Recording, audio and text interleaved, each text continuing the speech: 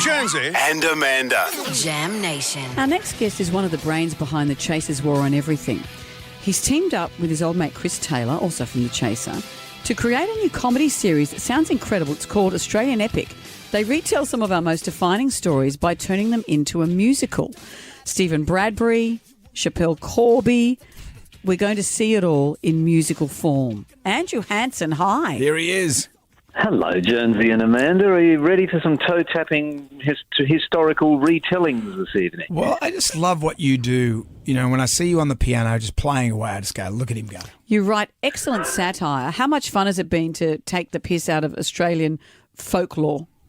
Oh, it's great, Amanda, because we like doing that. You know, we wanted to, we want to laugh at ourselves in Australia a bit, don't we? So, Chris and I thought let's tell a warts and all story of some of these big Australian moments and do it in a fun, silly way by singing.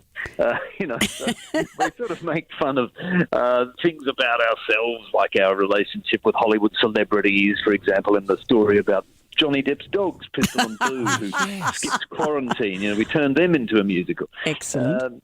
We've got the story of Chappelle Corby, as you mentioned, and that's partly a story about our attitude to what we do when we go on a massive bogan holiday to Bali.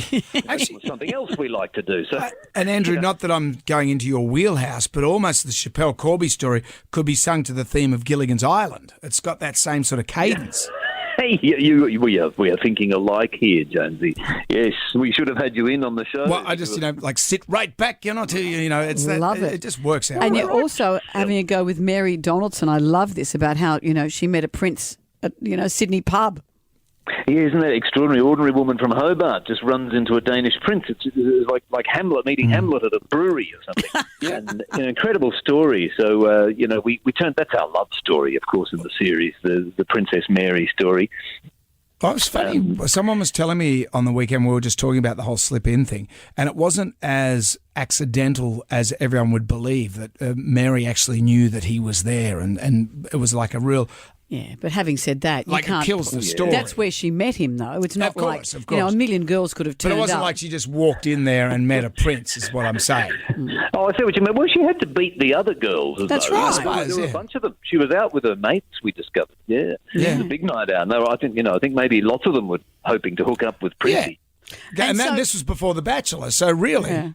Yeah. She was ahead of her time, wasn't she? So we got... Look, that was a great opportunity to have... The Danish Queen was very sus about Mary. She didn't trust her. So, we wrote a musical song for the Queen of Denmark, and that's called... You didn't say she was Tasmanian. Because that's the Queen's main issue. Well, at least in our version of the story. How have you rhymed Tasmanian? You wouldn't believe it rhymes with alien. It rhymes with all sorts of things, Amanda. Just you wait and see. And that is the genius of you. I love it. Will you be able to wend in succulent Chinese meal? Now that should be a musical, I reckon, shouldn't he? That man with the succulent Chinese meal. We thought of a lot of stories. We were originally thinking of turning the invention of the dual flush toilet into a musical, and I still regret that we didn't have room or budget for that one. I didn't even know that was Australian. That's Australian. It was Australia. It was an Aussie invention, But also the problem is we wanted to interview a lot of these people too. So and the dual flush toilet man's no longer with us.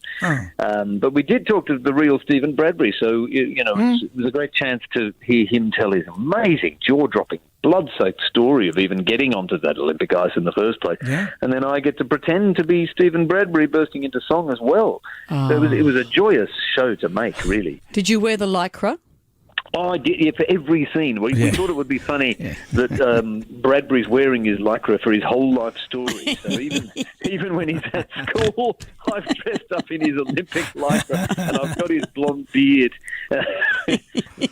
This is going to be great. Love it. Australian Epic starts tonight at 9 o'clock on ABC TV and ABC iView.